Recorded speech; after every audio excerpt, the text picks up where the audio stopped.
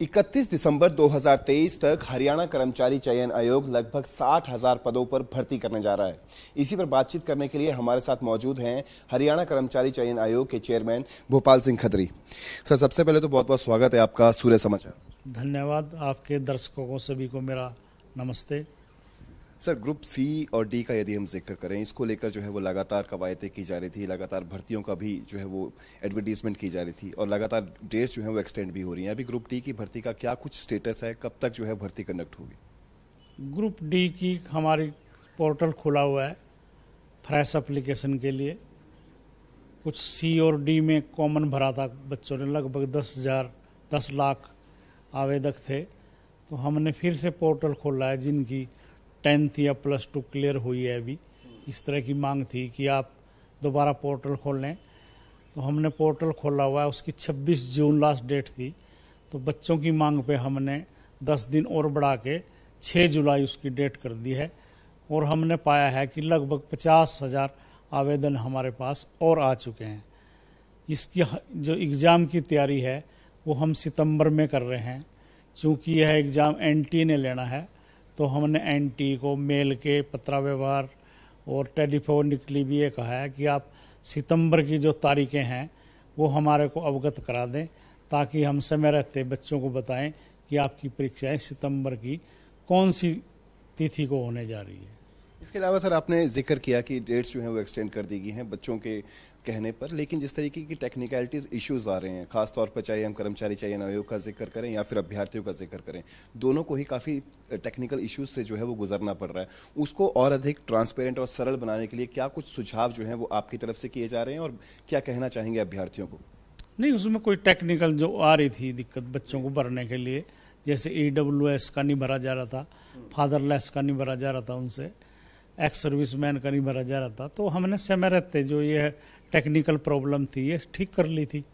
तो हमने डेट तो इसलिए बढ़ाई है कि थोड़ी हमारी साइट भी बिजी रही 2-3 दिन लास्ट के, और बच्चों ने भी कुछ न कुछ फार्म भरते हुए गलती की थी, तो उनको कहा है कि आप दोबारा से फार्म भर दीजिए अगर आपके कोई गलती हो गई है, या एडिट या करेक्शन का मौका दे दिया उनको, इसलिए बढ़ाई है डेट।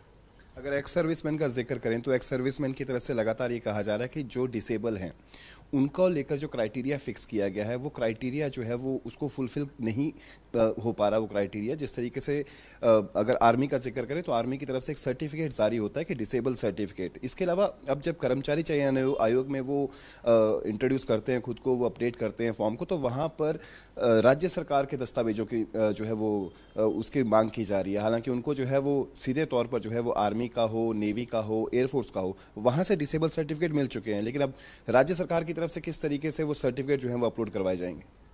नहीं, इंस्ट्रक्शंस तो जो है हर राज्य के अपने होते हैं, रिक्रूटमेंट रूल। तो जो हमारे CS के रूल हैं हमने तो वो फॉलो करने पड़ेंगे कि आर्मी का, एयरफोर्स का या किसी का क्या रूल है, वो सब अपने अपने अप्लाई होता है, या सेंटर पे अप्लाई होता है, या किस राज्य में किस तरह से होता है। तो हमारे पे तो एक इंस्ट्रक्शंस हैं, उनकी सीक्वेंस है कि पहले डिसेबल को प्रेफरेंस मिलेगी, फिर एक्स सर्विसमैन खुद को मिलेगी, फिर उसके डिपेंडेंट को मिलेगी, फिर फ्रीडम फाइटर को मिलेगी। पूरी तरह से नियम लिखे हुए हैं एक चरणबद्ध तरीके से। हमने तो जो हमारे राज्य सरकार ने निर्धारित किए हैं नियम, उनको फॉलो करना है। लेकिन जो अगर जिस तरीके से मैंने आर्मी का जिक्र किया, एयरफोर्स का जिक्र किया, नेवी का जिक्र किया, इनकी तरफ से जो लेटर इशू होता है डिसेबल का, अब वो लेटर जो है वो मान्य होता है तमाम राज्य सरकारों के अंदर भी। उसको लेकर किस तरीके से अमेंडमेंट, किसी तरीके की अमेंडमेंट की जाएगी? क्योंकि बहुत से अभ्यर्थी ऐसे हैं जो बाकायदा डिसेबल होकर जो है एक सर्विसमैन बन चुके हैं। अब उनको दिक्कत आ रही है कि कहाँ से वो डिसेबल का फॉर्म जो है वो जनरेट करे, खासतौर पर राज्य सरकार की तरफ से। अब उसकी ऑथेंटिसिटी किस तरीके से पूरी हो पाएगी, कौन उसके ऊपर सिग्नेचर करेगा, बहुत सारी चीजें हैं। वो इस वजह से जो है उनके लेटर्स जो है वो आगे फॉरवर्ड नहीं हो पा रहे, अपडेट जो है उनकी तरफ से नहीं हो पा रहा। नहीं, ऐसा नहीं है। डिसेबल सर्टिफिकेट तो उनको आर्मी की तरफ से इशू होता है, और या फिर जिला सैनिक बोर्ड हैं उनकी तरफ से होता है। राज्य सरकार का इसमें कोई लेना देना नहीं है। उनका डिसेबल सर्टिफिकेट है या एलिजिबिलिटी सर्टिफिकेट है या उनका रिलेशनशिप का सर्टिफिकेट है, वो सारे के सारे आर्मी की जिस यूनिट में उन्होंने काम किए हैं वहाँ के अधिकारी के साइन से सर्टिफिकेट बनते हैं। तो उनको किसी किस्म की दिक्कत आनी नहीं चाहिए। वो तो उन्होंने जहाँ काम किया है वहाँ से बनेगा सर्टिफिकेट, राज्य सरकार का या किसी और का तो उससे कोई वास्ता ही नहीं है उस बात से। इसके अलावा अगर हम सीईटी का जिक्र करें सर, कॉमन एलिजिबिलिटी टेस्ट को लेकर जो है वो काफ़ी ज़्यादा हड़कंप जो है वो मचा हुआ है, चाहे अभ्यर्थियों का जिक्र कर लें, सरकार का जिक्र कर लें, विपक्ष का जिक्र कर लें, सभी जो है वो सीईटी को लेकर जो है वो सवाल खड़े कर रहे हैं कि आखिरकार सीईटी की उपलब्धता की वजह क्या थी, क्यों इसे इंट्रोड्यूस किया गया और इसके कोई फ़ायदा भी इसका नज़र आता हुआ दिखाई दे रहा है। जिस तरीके से इंस्ट्रक्शंस तो ज़रूर दी जा रही हैं, लेकिन उसी इंस्ट्रक्शन के तहत बहुत से अभ्यर्थियों को परेशानियों से भी जूझना पड़ रहा है। नहीं, कोई परेशानियों से नहीं भी जूझना पड़ रहा है। सीईटी का ड्राफ्ट है जो सरकार का एक्ट है, उसमें स्पष्ट लिखा हुआ है कि हम जो पोस्ट होंगे 4 गुना को बुलाएंगे, तो इसमें अभ्यर्थी को परेशानी क्या हो रही है? ये तो एक एक्ट बन चुका है कि सीईटी में जो पोस्ट के अगेंस्ट 4 गुना का हम एग्जाम लेंगे, तो परेशानी क्या हुई? क्लियर कर दिया सरकार ने पहले से ही।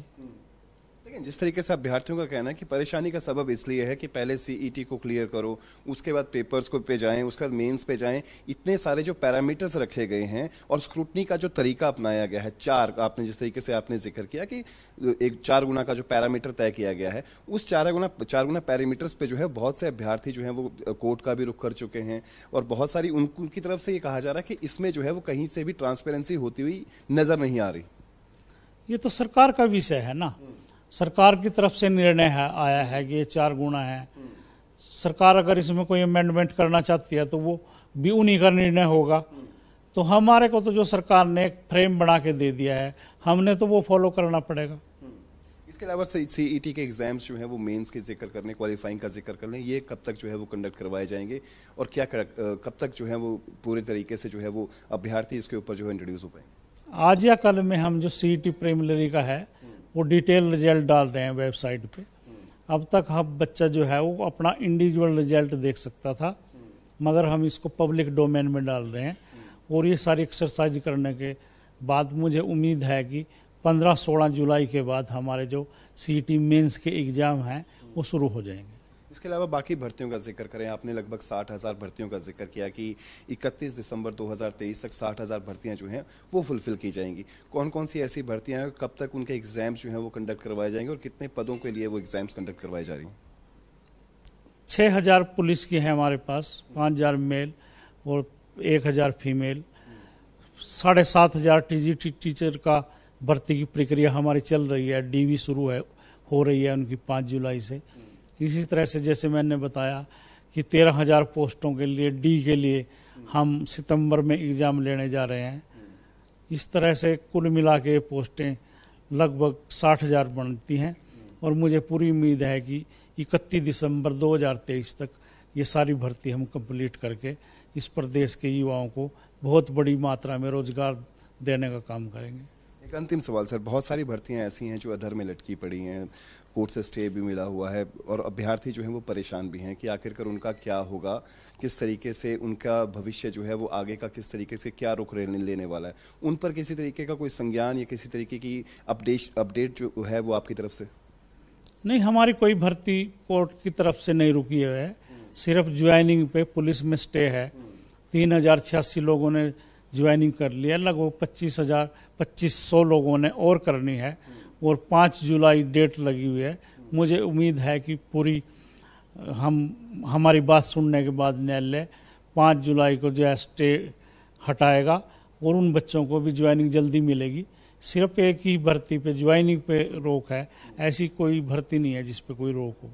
2020 के सर 1/2020 की एक भर्ती थी जिसके ऊपर जो है वो अभी तक बहुत से अभ्यर्थियों जो है वो ज्वाइनिंग हो चुकी है, लेकिन कुछ एक अभ्यर्थियों की ज्वाइनिंग जो है वो इस वजह से नहीं हुई क्योंकि उनके बायोमेट्रिक जो है वो अभी तक कंडक्ट नहीं करवाए गए।